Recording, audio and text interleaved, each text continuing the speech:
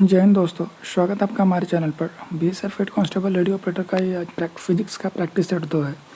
आपको पता है कि हम डेली इसमें अब चैप्टर वाइज अब क्वेश्चन कर रहे हैं, साथ में कुछ कॉन्सेप्ट दूंगा, लेकिन क्वेश्चन इंपॉर्टेंट है। यहाँ पे क्वेश्चन अगर आपको आसान लग रहा है तो कोई बात नहीं है, लेकिन उसके साथ में जो भी आपको एक्स्ट्रा जो बातें मैं आपको बताने वाला हूँ वो ज़रूर नोट करिएगा। आज का चैप्टर में आपका कुछ तो यूनिट से है, साथ ही साथ rest and motion chapter number 2 से भी मैंने इसमें कंक्लूड कर लिया है। तो इस वीडियो को शुरू करते हैं। जो भी तैयारी कर रहे हैं उन सबको शेयर करिए। कोई पैसा आप लग तो रहा नहीं है, तो इतनी हेल्प तो आप कर ही सकते हैं। तो चलिए शुरू करते हैं।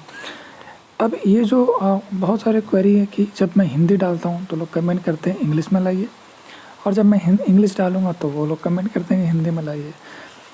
तो मैं क्या करता हूँ कि अभी मैं आपको यहाँ पे इंग्लिश में करा रहा हूँ, हिंदी में बोल रहा हूँ। इसका हिंदी वर्जन आपको टेलीग्राम में मिल जाएगा, तो वहाँ से क्वेश्चन आप डाउनलोड कर लीजिएगा, ठीक है। बस अभी आपको ध्यान से सुनना है। पहला सवाल हमारा ये है, और कोशिश करिए कि वीडियो को पॉज करके आप खुद से भी जवाब उसको ढूंढिए कि क्या है। If a body does not change its position concerning its surrounding, it is said to be as rest, motion, distance, position. क्या आंसर होगा? दो चीज़ आपको बताता हूँ, एक आपको पढ़ना है रेस्ट और एक आपको पढ़ना है मोशन। इस क्वेश्चन का मतलब क्या है कि अगर कोई वस्तु अगर कोई वस्तु does not change its position, अपने स्थान में परिवर्तन नहीं करता है, कंसर्निंग इट्स सराउंडिंग्स, अपने चारों ओर के ध्यान में रखते हुए या उसके रिस्पेक्ट में, तो वो क्या कहलाएगा? तो रेस्ट है। वो क्या कहलाएगा? रेस्ट होगा। अब देखिए, स्टेटमेंट के तौर पे अगर मैं आपसे ये पूछूं कि रेस्ट क्या है, तो it is a type of motion, ठीक है। It is a type of motion. और ये पूछा गया क्वेश्चन में कि जो हमारा वस्तु जो रेस्ट में है ना, क्योंकि वो समय के साथ वो पोजीशन चेंज नहीं कर रहा है, लेकिन वो इंडिकेट ये करता है कि ये भी एक गति का प्रकार है, मोशन का प्रकार है, जिसमें ऑब्जेक्ट किसी फ्रेम के रिस्पेक्ट में चेंज नहीं करता विथ रिस्पेक्ट टू टाइम, ठीक है। ये हो गया। अब मोशन यहाँ पे क्या हो गया आपका? तो मोशन ये हो जाएगा आपका कि अगर कोई object, if object change its position with respect to time, या फिर अगर कोई वस्तु जिसका स्थान समय के साथ बदल रहा है, अभी यहाँ पे है, 10 सेकंड के बाद यहाँ चला गया, अगले 10 सेकंड के बाद यहाँ चला गया, तो जब ये वस्तु समय के साथ अपना पोजीशन चेंज करेगा तो वो मोशन होगा, ये रेस्ट होगा, ठीक है। The rest state and motion of the body are, क्या है यहाँ पे देखिए। अब यहाँ पे क्या है कि रेस्ट एंड मोशन जो किसी बॉडी का होता है वो क्या होता है? Non relative, not related, relative, none of the above. यानी कि विराम और गति जो है एक दूसरे से क्या होते हैं? संबंधित होते हैं, नहीं होते हैं, या कोई रिलेशन ही नहीं होता है। तो देखिए, आप इसको ऐसे इमेजिन करिए, यहाँ पे रिलेटिव इसका राइट आंसर होगा। कैसे? तो देखिए, अगर आप मान लीजिए कि आप एक गाड़ी में बैठ के जा रहे हैं और आप गाड़ी मूव कर रही है, आपको लग रहा है कि ये भी बॉडी इधर मूव कर रही है, तो यहाँ पे रिलेटिव मोशन कॉन्सेप्ट आ जाता है। एक रीज़न ये हो सकता है। दूसरा ये हो सकता है कि आप रेस्ट में हो और आपके रिस्पेक्ट में ये मूव कर रहा हो, ये ऑब्जेक्ट, ये रेस्ट में हो, इसके रिस्पेक्ट में आप मूव कर रहे हैं। तो जब भी ऐसा यहाँ पे रिलेटिव वेलोसिटी का कॉन्सेप्ट यहाँ पे तैयार होता है, तो ये इससे कंक्लूजन निकाला जाता है कि जो आपका रेस्ट एंड मोशन है वो एक दूसरे से रिलेटेड है। या तो दोनों फिर मोशन में होगा, या दोनों रेस्ट में होगा, या एक रेस्ट एक मोशन, एक मोशन एक रेस्ट में, ऐसा होगा। तो इसके हिसाब से ये आंसर हमारा सी हो गया। किसी भी आंसर में अगर आपको डाउट लग रहा है तो आप कमेंट कर लीजिएगा, ठीक है। हर लोग को मैं जवाब देता हूँ, आपको भी ज़रूर दूंगा। If a body does not change its position concerning it's surrounds, ये शायद सेम क्वेश्चन यहाँ पे रिपीट हो गया, ठीक है। इसके बाद है the study of motion of an object without discussing the cause of the motion is known as. अब देखिए, 2-3 चीज़ें जो आपको यहाँ पे समझना, और ध्यान से सुनिएगा, पेन पेपर लेके बैठिए।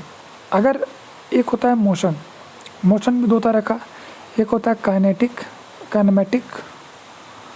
ठीक है, और एक होता है काइनेटिक्स। काइनेमेटिक में क्या होता है कि जिस मोशन का एक ऐसा टाइप जिसमें हम फोर्स को कंसिडर ही नहीं करते हैं, मतलब हम लोग फोर्स को बताते नहीं कि उसमें फोर्स आ रहा है इसमें, तो वो हमारा हो जाएगा काइनेटिक्स, माफ़ कीजिएगा, वो हमारा डायनेमिक्स हो जाएगा। जबकि अगर काइनेमेटिक्स का मतलब ये होता है जिसमें हम फोर्स को कंसिडर कर लेते हैं, कुछ फोर्स की वजह से उस बॉडी में मोशन आ रहा है, ठीक है, तो उसका हो जाएगा काइनेमेटिक्स। इसके बाद है फ्रिक्शन। यहाँ पे फ्रिक्शन का मतलब क्या होगा कि जब आप जिस डायरेक्शन में चलते हैं, एक ऑब्जेक्टिव क्वेश्चन यहाँ पे पहले आप नोट कर लीजिए, इसको हिंदी में भी लिख लीजिए कि हम जिस डायरेक्शन में चलते हैं, हम जिस दिशा में चलते हैं, हम जिस डायरेक्शन में मूव करते हैं, फ्रिक्शन उसी डायरेक्शन में लगता है। हम जिस डायरेक्शन में मूव करते हैं, हमारा फ्रिक्शन भी उसी डायरेक्शन में होता है। इसको रट लीजिएगा ध्यान से, ठीक है। फ्रिक्शन को कहा जाता है, ठीक है, हार्मफुल, ठीक है, यह हानिकारक होता है किसी भी ऑब्जेक्ट के लिए, किसी भी मशीन के लिए, ठीक है। लेकिन इसके कुछ फ़ायदे भी हैं, इसकी वजह से हम चल पाते हैं, ठीक है, बहुत सारी चीज़ें हैं। If a body does not change position with of respected to it surrounded then it is in a state of.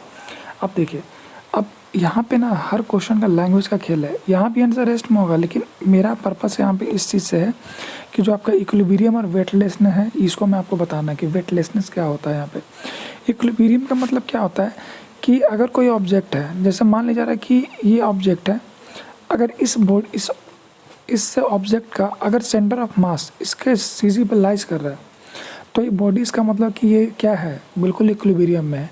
जैसे एक तराजू है, तराजू में आपने देखा होगा कि इधर भी ये नाप रहा होता है 10 kg, इधर भी नाप रहा है 10 kg, तो बराबर होता है। जिधर भी वेट ज़्यादा उधर झुक जाता है, तो ये नॉन इक्विलिब्रियम हो गया। इसके बाद है वेटलेसनेस। क्या होता है कि जहाँ पे आप ये मान के चलिए, जहाँ पे जी का वैल्यू 0, मैंने बताया था जी का वैल्यू 9.8 मीटर पर सेकंड स्क्वायर होता है, जो ग्रेविटेशनल एक्सेलरेशन है। ये जहाँ पे 0 होगा, W=mg भी 0 हो जाएगा, और जब W हमारा 0 हो जाएगा तो हमारा पे ये हो जाएगा 0। वेट देखिए, एक और चीज़ याद रख लीजिएगा इसमें कि मास, ठीक है, और वेट में क्या फ़र्क है। WT से मैं वेट लिख रहा हूँ। मास जो है वो कांस्टेंट होता है, लेकिन वेट कांस्टेंट नहीं होता है, वेरी करता है और डिपेंड करता है जी पे, जिसका वैल्यू 9.8 मीटर पर सेकंड स्क्वायर होता है। दूसरी बात यहाँ पे क्या है कि ये आपका एक तो सिर्फ मेजरमेंट का एक तरीका कि 10 kg 20 kg का मास है, लेकिन वेट जो हमारा है एक प्रकार का फोर्स है, ठीक है, याद रखिएगा। मास इंडिकेट करता है इनर्शिया को भी, जिसको हिंदी में कहते हैं जड़त्व। अगर ये मैं आपसे सवाल पूछ दूँ, देखिए इससे बहुत सारी चीज़ें मैं निकाल देता हूँ आपको। अगर मैं आपसे बोल दूँ कि 10 kg का ऑब्जेक्ट है और एक 20 kg का ऑब्जेक्ट है, इसमें किसका जड़त्व ज़्यादा होगा, तो जड़त्व का मतलब यानी कि इनर्शिया का मतलब सीधे सीधे रिलेटेड है आपका वेट से। जिसका वेट ज़्यादा उसका इनर्शिया ज़्यादा, याद रखिएगा। स्केलर क्वांटिटी, मैंने कल भी बताया था स्केलर क्वांटिटी के बारे में। तो scalar quantity are completely describe by their. Scalar quantity एक ऐसा क्वांटिटी होता है जिसके पास सिर्फ बस एक वर्ड याद रख लीजिए, वैल्यू, ठीक है, जिसके पास क्या हो, सिर्फ वैल्यू हो, यानी मैग्नीट्यूड हो, ठीक है। और ये हो गया। A quantity describe as magnitude and direction, जिसके पास मैग्नीट्यूड भी हो डायरेक्शन भी हो, वो हमारा वेक्टर। अब मैंने आपको कुछ याद भी कराया था कल क्वेश्चन में, तो यहाँ पे देख लीजिए क्या physical quantity which can be completely describe bye its magnitude only. तो जैसा ही पढ़ेंगे मैग्नीट्यूड ओनली, हमारा स्केलर हो जाएगा। Mass, length, speed, work, time and energy और इज द एग्जाम्पल ऑफ क्या।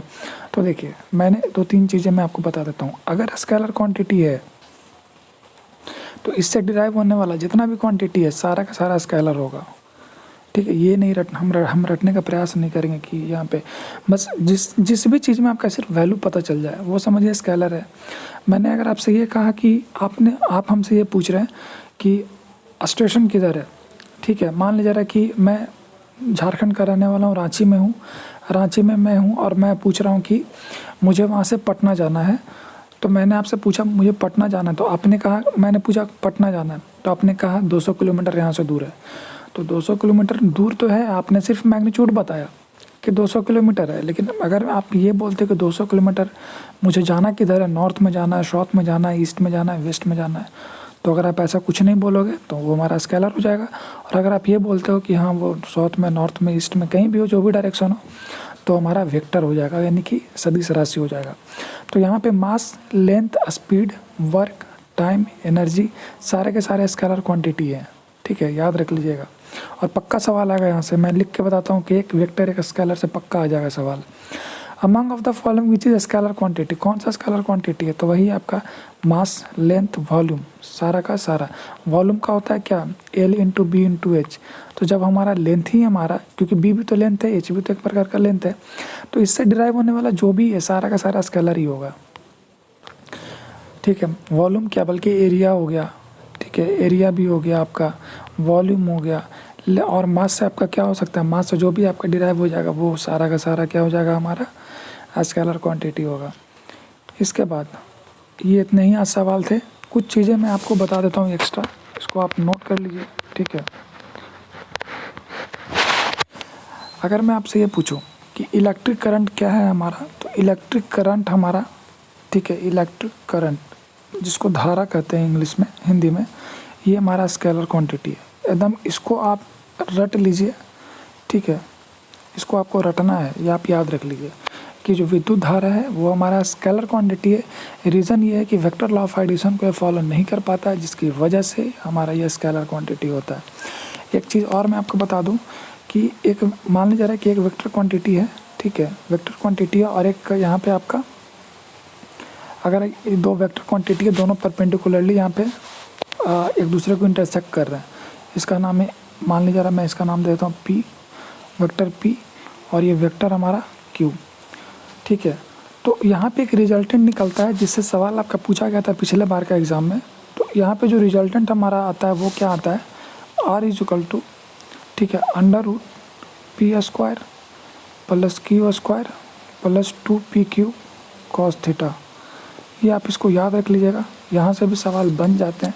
और ये कितना डिग्री पे होता है? 45 डिग्री।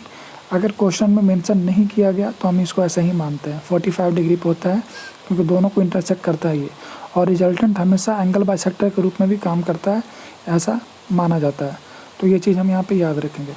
इसके साथ ही साथ और आपको मैं एक होमवर्क दे रहा हूँ कि क्या ये आपको याद रखना है, वहाँ पे आप जितना भी हो सकता है लूशन किताब, चाहे कोई भी किताब आप, NCERT मैंने आपको सजेस्ट किया था कि NCERT किताब पढ़िए। ठीक है, महेश कुमार बर्नवाल का, उससे फालतू कुछ नहीं पढ़ना है आपको। ठीक है, महेश बर्नवाल का, इसको पढ़ना है आपको, और इसी में जो भी मैं बता रहा हूँ एक्स्ट्रा वो लिखिए और याद करिए। अगले वीडियो में और भी अच्छा रहेगा। अगला वीडियो का हमारा जो चैप्टर है वो हमारा रेस्ट एंड मोशन ही रहेगा, और साथ में साथ ग्रेविटेशन को भी मैं इसमें इंक्लूड करूँगा। रेस्ट एंड मोशन और ग्रेविटेशन। ठीक है, और अगला जो हमारा होगा वो 20-20 क्वेश्चन का होगा। हाँ, तो 10-12 क्वेश्चन ही था इसमें, लेकिन अगला वीडियो 20 क्वेश्चन का होगा। तो अगले वीडियो को अच्छे से तैयार करिएगा, कंप्लीट पढ़िए, क्वेश्चन सॉल्व करिए, जो भी एक्स्ट्रा बातें मैं आपको बताऊंगा। मिलते हैं अगले वीडियो में। जय हिंद।